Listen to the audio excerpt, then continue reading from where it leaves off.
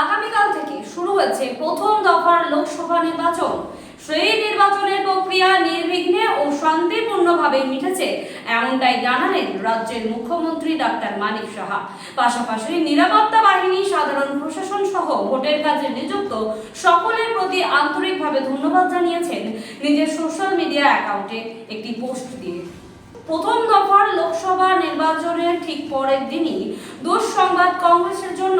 হাত শিবির ছেড়ে এবার পদ্মে বসলেন প্রিয়াঙ্কা গান্ধীর ঘনিষ্ঠ নেতা তাজিন্দর বিট্টু।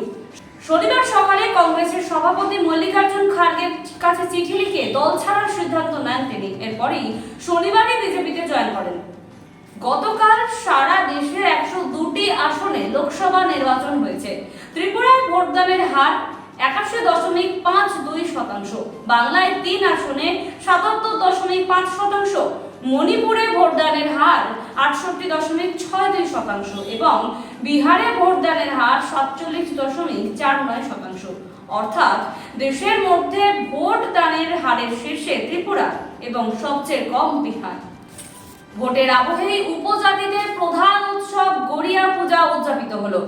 উপজাতিরা গড়িয়া পূজাকে কেন্দ্র করে উৎসবে মেতে উঠেছেন। গড়িয়া পূজা উপলক্ষে গোটা রাজ্যবাসীকে শুভেচ্ছা জানালেন মুখ্যমন্ত্রী ডাক্তার মানিক সাহা।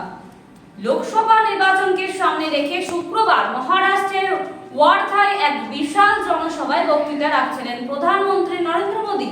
সেখানে তিনি বক্তৃতা চলাকালীন কেন্দ্রীয় সরকারের নানান জনকল্যাণমূলক কাজের কথা তুলে ধরে আবারও মোদী সরকার গঠনের আহ্বান জানান জনসাধারণকে।